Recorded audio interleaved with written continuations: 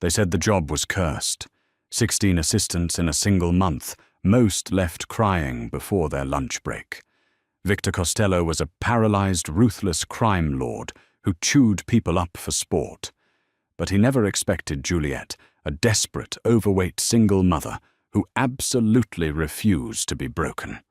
If you drove up the winding, frost-covered roads of the Hudson Valley in the winter of 2019, you might catch a glimpse of the Costello estate. Hidden behind wrought-iron gates and towering pines, it looked like a fortress. And in many ways it was. Inside sat Victor Costello, former undisputed king of the New York underground, now confined to a custom-built wheelchair. 2 years prior, a car bomb meant to end his life had only succeeded in severing his spine. It left him paralyzed from the waist down, steeped in chronic pain and vibrating with a bitter, explosive rage. Victor terrified his enemies, but he terrorized his staff. Since his accident, the mansion had a revolving door of personal assistants. They were usually young, timid, and entirely unprepared for a boss who would throw hot coffee at the wall because it was brewed 2 degrees too cold. No one lasted a day. Enter Juliet Jenkins. Juliet was 28, a single mother to a severely asthmatic 6-year-old boy named Leo, and she was at the absolute end of her rope, drowning in medical debt and facing eviction from her cramped apartment in Queens. Juliet didn't have the luxury of being intimidated. She was also a big woman, fat curvy, carrying the physical weight of her struggles alongside the emotional ones. Society often made her feel invisible, or worse, treated her as an easy target for ridicule. But motherhood had forged her spine out of titanium. When the desperate temp agency sent her to the Costello estate, the recruiter, a nervous woman named Brenda, practically begged her to just survive until 5 p.m. "If you finish out the day, it's $1,000 bonus," Brenda had whispered over the phone. $1,000 meant Leo's inhalers. It meant groceries. It meant survival. When Juliet arrived at the sprawling mansion, the heavy mahogany doors were opened by Bruno, a hulking bodyguard with a scar across his jaw. He took one look at Juliet, at her worn-out, thrift store sensible shoes, her wide hips, and the cheap, poorly fitting blazer she wore over her thick frame, and smirked. "You lost, sweetheart," Bruno grunted, leaning against the doorframe. The kitchen staff enters through the back. Juliet didn't blink. She adjusted her battered tote bag on her shoulder. "I'm the new executive assistant. Now are you going to let me freeze on the porch, or are you going to do your job and show me to Mr. Costello?" Bruno's smirk vanished. He stepped aside, muttering under his breath, and led her through the labyrinthine halls of the estate.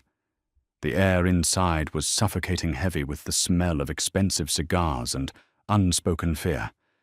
She was led into a massive, dimly lit library. Sitting behind a sprawling oak desk was Victor Costello.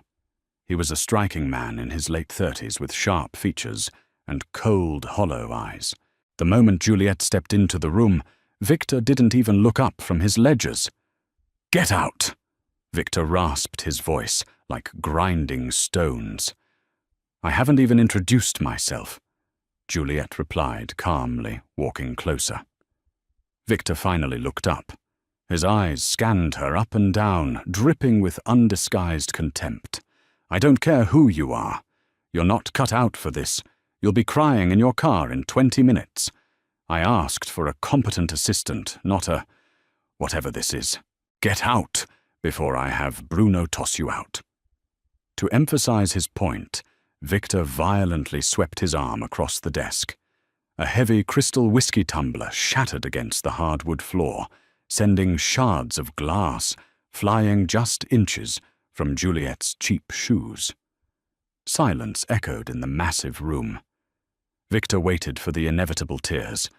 He waited for her to run.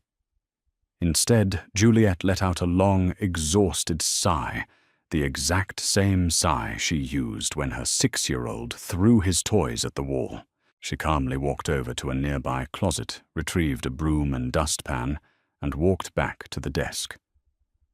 "I'm fat, Mr. Costello, not fragile," Juliet said, her voice deadpan as she began sweeping up the glass.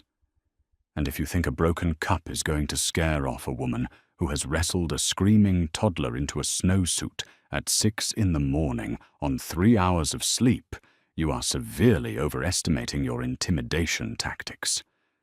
Victor froze. For the first time in 2 years, the Paralyzed Mafia boss was completely, utterly speechless. "Now," Juliet said, dumping the glass into a wastebasket and pulling out a notepad. "I need your schedule for the week, the contacts for your physical therapists, and I suggest you use your words next time you're upset. Throwing things is for children." Victor stared at her, a muscle feathering in his jaw. Slowly, a dark, dangerous smirk touched the corner of his lips. "You're either the bravest woman I've ever met, or the stupidest." "I'm a mother with rent due," Juliet replied flatly.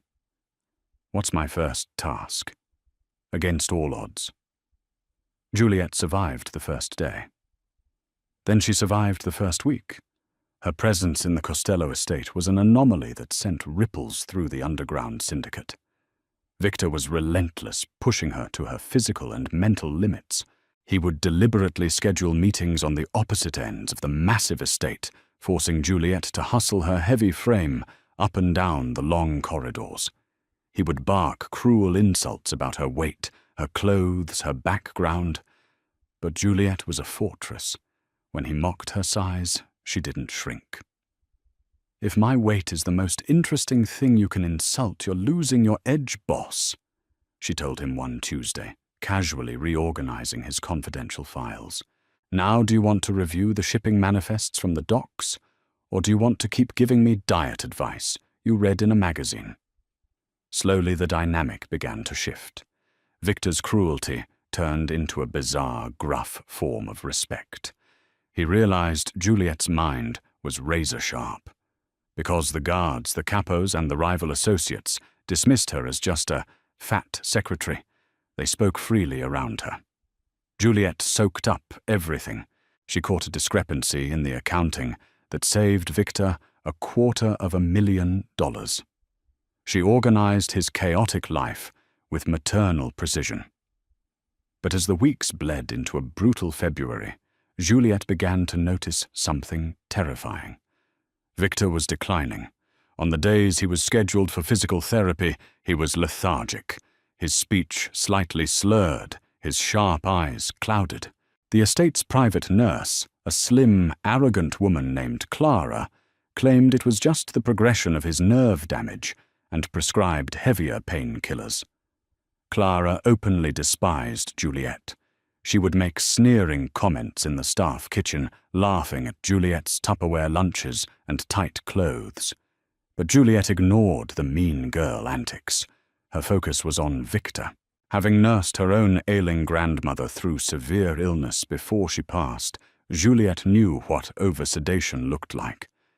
One evening after the rest of the staff had turned in, Juliet stayed late in Victor's private study. She was supposed to be filing, but she watched him struggle to keep his head up over a chessboard. "You look terrible," Juliet noted, not mincing words. "Always a flatterer, Jenkins." Victor mumbled, rubbing his temples. "My legs. The phantom pain is worse. Clara gave me my pills an hour ago, just waiting for them to kick in." Juliet frowned. She walked over to his side table, where the little plastic cup of pills sat empty. She remembered the color of the capsules Clara usually administered. They were typically white and blue. But a faint, powdery residue at the bottom of the cup looked distinctly yellow. "Mr. Costello," Juliet said, her voice lowering. "Who handles the pharmacy pickups?" "Clara does." "Why?" Victor blinked, trying to focus on her. "Because I think you're being poisoned." Victor's head snapped up a flash of the old dangerous mafia boss cutting through the pharmaceutical haze. "Watch your mouth, Juliet. Clara has been with me for a year. And I've been with you for a month, and I'm telling you, someone is slipping you a sedative, Juliet insisted, planting her hands on her wide hips. You're a sitting duck. You're tired, you're compliant, and you're not paying attention to your territories. Who benefits if you're too weak to run the family? Before Victor could answer, the heavy oak doors of the study burst open. Bruno rushed in, his face pale, gripping a suppressed handgun. "Boss," Bruno panted, locking the door behind him. "We have a breach. The perimeter alarms on the east wing just got cut. 3 armed men just bypassed the outer gate." Victor tried to push himself up in his wheelchair, but his arms trembled violently. The drugs in his system were pulling him under. He cursed, slamming a fist against the armrest. I can't see straight. Bruno, get my piece from the safe." "The safe is on a time lock, boss. It's past midnight." Bruno panicked. Gunfire popped in the distance, a muffled, terrifying sound echoing through the massive halls of the mansion. The rivals had chosen tonight to strike, knowing the Iron Ghost was incapacitated. Juliet's heart hammered against her ribs. She thought of her son Leo, sleeping in his bed miles away in Queens. She could not die here. She refused to leave her son an orphan. She grabbed the heavy iron fire poker from the fireplace. "Bruno." Juliet ordered, her voice cutting through the panic like a whip. "You take the door. Mr. Costello, get behind the mahogany desk. The wood is thickest there." Victor stared up at his overweight, underpaid assistant, wielding a fire poker like a broadsword, her eyes blazing with fierce maternal survival instinct. "You heard the woman," Victor growled to Bruno, fighting the heaviness in his eyelids. "Move!" The footsteps in the hallway grew louder. They were coming right for the study. The heavy oak doors of the study splintered inward with a deafening crash. Wood shards rained across the Persian rug as 2 men dressed in black tactical gear burst into the room, assault rifles raised. Bruno didn't hesitate. The hulking bodyguard fired twice, his suppressed weapon making a deadly thwip-thwip sound. The first intruder dropped instantly, a red bloom expanding across his chest. But the second attacker lunged forward, returning fire. A bullet grazed Bruno's shoulder, spinning the massive man around and sending him crashing into a glass display cabinet. Bruno. Juliet screamed, her maternal instincts completely overriding her fear. The remaining hitman swung his rifle toward Victor, who was still slumped behind the desk, fighting the heavy fog of the sedatives. The assassin sneered, his finger tightening on the trigger. He never saw Juliet coming. Operating on pure, unadulterated adrenaline, Juliet stepped out from the shadows of the bookshelf. She gripped the heavy wrought-iron fire poker with both hands, raised it like a baseball bat, and brought it down with every ounce of her weight behind it. The iron bar cracked brutally against the hitman's kneecap. The man shrieked, his leg buckling instantly. As he collapsed forward, his rifle discharged harmlessly into the ceiling plaster. Before he could recover, Juliet swung again, bringing the heavy brass handle of the poker down on the back of his skull. The assassin crumpled to the floor, unconscious. Silence fell over the room, broken only by Bruno's ragged breathing and the ringing in Juliet's ears. She stood over the downed man, her chest heaving, the fire poker trembling in her grip. Victor leaned over his desk, his dark eyes wide, the lingering haze of the drugs temporarily burned away by the shock. He stared at his assistant, this curvy, exhausted single mother from Queens, who had just taken down a cartel hitman with fireplace hardware. "Jenkins."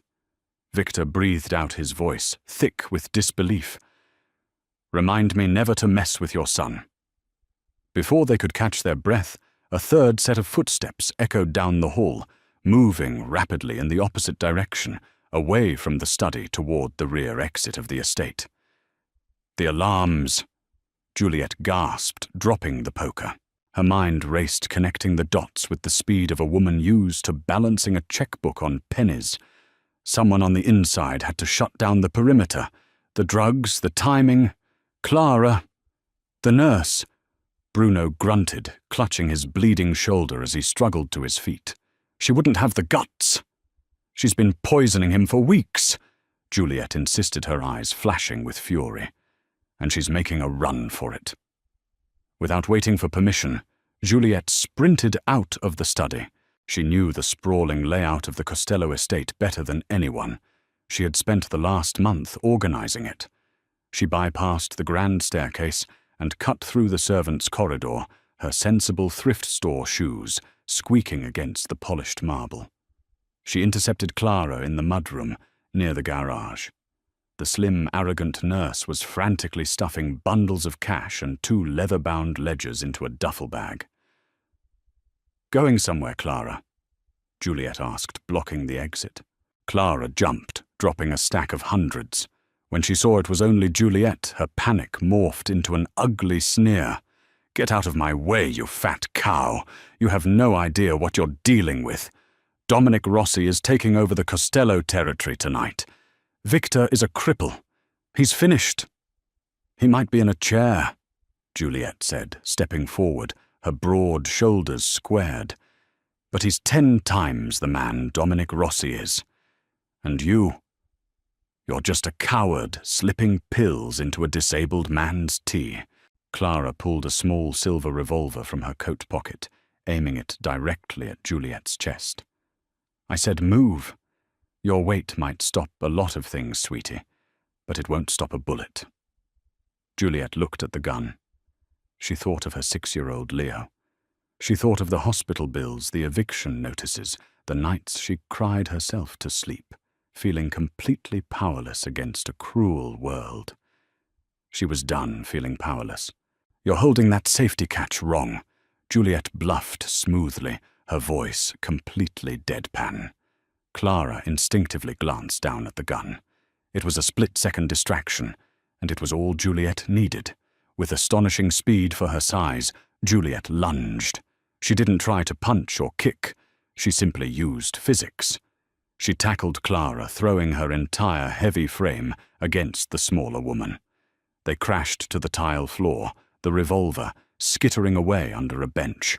Clara screamed, thrashing and clawing, but she was trapped beneath Juliet's solid weight. Juliet pinned the nurse's arms down with her knees, glaring down at her, with the terrifying, unyielding wrath of a mother pushed to the brink. "I might be heavy," Juliet hissed, leaning in close, "but at least I'm not cheap." 10 minutes later, the estate was swarming with Costello loyalists. Bruno, his arm bandaged, rolled Victor into the mudroom where Juliet was casually sitting on a weeping Clara, waiting for the authorities Victor kept on his payroll. Victor looked at the stolen ledgers, the scattered cash, and the terrified traitor pinned beneath his assistant. He looked at Juliet, whose cheap blazer was torn, and hair was a messy, frizzy halo around her face. To everyone's shock, Victor Costello threw his head back and laughed. It was a deep, booming sound that echoed through the halls, a sound the mansion hadn't heard in 2 years. "Bruno," Victor chuckled, wiping a tear from his eye. "Double her salary." The cleanup of the Costello estate was swift, efficient, and brutally quiet.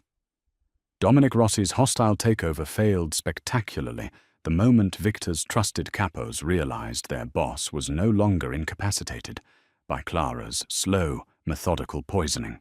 Once the sedative haze lifted, the Iron Ghost returned with a vengeance. Within 48 hours, the Rossi syndicate was systematically dismantled, and the freezing streets of New York quietly acknowledged that Victor Costello was back in absolute control. But inside the heavily fortified walls of the estate, the real shift in power had nothing to do with the Mafia. It had everything to do with Juliet. The morning after the attack, the air in the mansion still faintly smelled of bleach and cordite. Victor summoned Juliet to the sunroom. The harsh winter light poured through the floor-to-ceiling windows, illuminating his sharp features. The hollow, deadened look in his eyes was entirely gone. In its place was a burning, intense clarity that commanded the room. "Sit," Victor commanded, pointing a steady finger toward a plush velvet armchair opposite his wheelchair. Juliet, exhausted, bruised from tackling Clara and running on purely adrenaline and cheap instant coffee, sank into the chair with a heavy sigh. "If you're going to fire me for physically assaulting your private nurse and ruining the mudroom floor, I'll need a severance package. Leo needs a new nebulizer, and my landlord is threatening eviction again." Victor stared at her for a long, unblinking moment. The silence stretched thick with unspoken tension. "I ran a background check on you last night. A full invasive workup." Juliet stiffened, her maternal defensiveness flaring instantly. "Excuse me, that's a massive invasion of privacy. You have no right to look into my son. You live in a dangerous, crumbling building in Queens. You're drowning in debt from Leo's hospital visits. You eat ramen for lunch in the break room so he can have fresh strawberries at dinner." Victor listed off his voice, lacking its usual abrasive edge. It was remarkably unsettlingly gentle. He reached into his blazer and slid a thick manila envelope across the glass coffee table. "The debt is gone. The medical bills are paid. The landlord has been bought out. Permanently."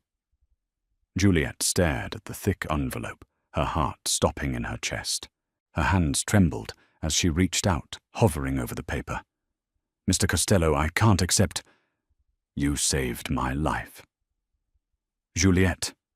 Victor interrupted his tone, brooking absolutely no argument. "You saved my empire from crumbling into dust. But more than that, you woke me up. I spent 2 years wallowing in my own miserable pity, punishing everyone around me because I lost my legs. You walked in here carrying the weight of the entire world on your shoulders, and you didn't flinch. You didn't pity me." He wheeled himself closer, the electric motor humming quietly, until he stopped just inches from her knees. "I don't want you living in Queens anymore. It's not safe. Rossi's surviving men might have seen your face, and I protect what is mine. I have a guest house on the East Lawn. It has 3 bedrooms, a private kitchen, a security detail, and a garden. I want you and Leo to move in by the weekend." Juliet swallowed hard, the immense relief finally cracking her stoic facade as tears pricked her eyes. "Why are you doing this?" "Because," Victor said softly, reaching out to gently touch her bruised knuckles, his thumb grazing her skin. "I need you to stay." The new arrangement, moving to the Costello estate, changed everything. Leo, a shy boy with big anxious eyes and a chronic wheeze, was initially terrified of the massive looming mansion and the armed guards patrolling the grounds. But Victor completely dismantled his own terrifying, blood-soaked reputation for the sake of the 6-year-old boy. The ruthless mafia boss installed a custom ramp in the Grand Library, not for his own accessibility, but so he could race remote-controlled cars with Leo on the polished hardwood floors. He hired the best pediatric pulmonologist in the state of New York, putting the doctor on an exorbitant retainer to visit the estate weekly. When Leo drew a messy, chaotic crayon picture of a wheelchair with massive flames on the wheels and handed it to the crime lord Victor, framed it in solid silver. He placed it squarely on his heavy oak desk, right next to his extortion ledgers and a loaded firearm. As the brutal winter thawed into a tentative blooming spring, the dynamic between Victor and Juliet evolved into something undeniable. Juliet was no longer just an assistant. She was his absolute confidant. She ran the legitimate fronts of the business with ruthless efficiency, her sharp mind catching financial discrepancies that even Victor's seasoned accountants missed. The gala and the glass slipper. But society's cruel conditioning is deeply ingrained, and money cannot instantly erase a lifetime of insecurities. One evening in late May, Victor hosted a lavish private gala at the estate for his highest-ranking associates to celebrate the syndicate's record-breaking quarter. Juliet attended wearing a beautiful flowing emerald green silk gown that Victor had secretly had custom-tailored to her exact measurements. Despite the stunning dress and the flawless makeup, Juliet felt horribly exposed. Surrounded by the impossibly skinny, surgically enhanced wives of the capos, she felt her old demons creeping back. She stood near the champagne fountain, acutely aware of the space she took up. Then she caught snippets of hushed whispers from a group of women standing nearby. Look at her arms. Why does the boss keep her around? She's huge. I heard she used to be a temp. She looks more like a bouncer than a date. He must be keeping her out of pity. Humiliated, the familiar sting of lifelong mockery burned in Juliet's throat. She slipped away from the glittering ballroom, retreating to the humid, quiet sanctuary of the estate's sprawling conservatory, hiding among the towering ferns and blooming orchids. She wrapped her arms around her stomach, fighting back tears, feeling like an imposter in a world she didn't belong in. A few minutes later, the soft hum of electric wheels announced Victor's arrival. He navigated his chair through the dense foliage, his jaw clenched, his face set in a terrifying, murderous scowl. "I threw them out," Victor announced bluntly, his voice echoing in the glass room. Juliet wiped her eyes quickly, trying to feign composure. "Threw who out?" "Silvio, his wife, and the rest of their shallow entourage. I told Silvio if his wife ever disrespects my right hand again, I'll strip him of his territories and feed him to the Hudson." "Victor, no!" Juliet gasped, turning to him in alarm. "You can't alienate your best capos because of petty gossip. They're right, anyway. I don't fit in with them. I stick out like a sore thumb." "Good," Victor growled, wheeling himself closer until he could reach out and take her hands. "I don't want you to fit in with them. They are shallow, hollow parasites. You are real." "I'm fat, Victor," Juliet whispered, her voice breaking, as she finally voiced the deep-seated insecurity that had haunted her. "I'm a heavy, exhausted mother with stretch marks and a cheap background. I'm not mafia royalty. I'm not what men like you want to show off." Victor looked up at her, his dark eyes blazing with an intensity that entirely stole her breath. He gently pulled her closer by her hands until she was standing between his knees, the emerald silk of her dress pooling around his chair. "Juliet, look at me," he commanded, his voice a low, vibrating rumble. She met his gaze, her heart pounding a frantic rhythm against her ribs. "For 2 years I despised my own body." Victor confessed his words raw and stripped of all his usual armor. "I hated that it was broken. I hated that it couldn't do what it used to. I felt like half a man. But when I look at you, I don't see flaws. I see a body that has fought tooth and nail for survival. I see the soft curves that kept a sick child safe and warm when you had nothing.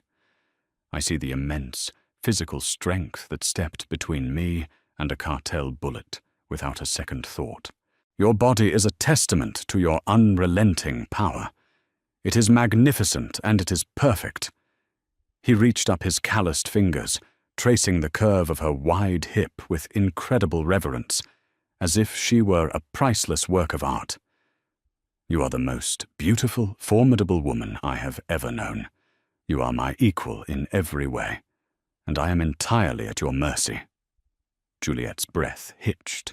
For the first time in her 28 years, she wasn't being fetishized in secret, and she wasn't being insulted in public. She was being truly, completely seen and worshipped. She leaned down, closing the distance between them, and pressed her lips to his. The kiss was explosive, a collision of 2 unyielding forces. It held all the pent-up tension of the last 4 months, the fear, the survival, the quiet nights working by lamplight, the shared laughter over Leo's antics. Victor's strong arms wrapped securely around her thick waist, pulling her flush against him, grounding her in a way she had never experienced. The Empire, redefined. By the time the leaves turned a brilliant fiery gold, the following autumn, the Costello Syndicate was unrecognizable. It was stronger, wealthier, and entirely impenetrable. At the center of it all sat Victor Costello, the Iron Ghost, ruling from his chair with cold, calculated precision. But everyone in the underground, from the street soldiers to the international suppliers, knew the true law of the land. They knew that standing right beside the boss was Juliet Jenkins.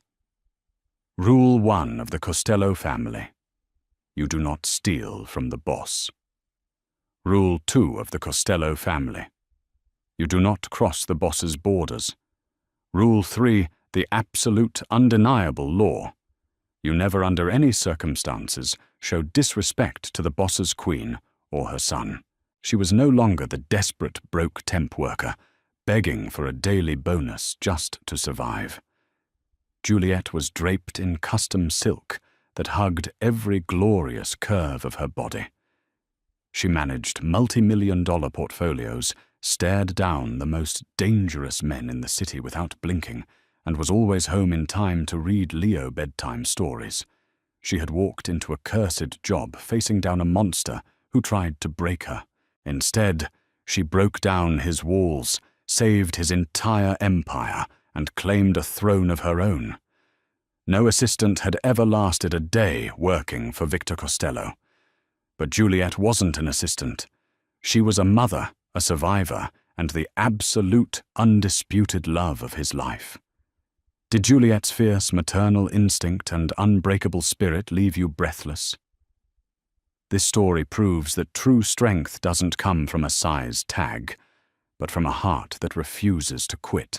If you loved watching this curvy, unstoppable mother conquer a mafia empire and find her true worth, like this video, share it with someone who needs a reminder of their own power, and subscribe for more epic real-life drama stories.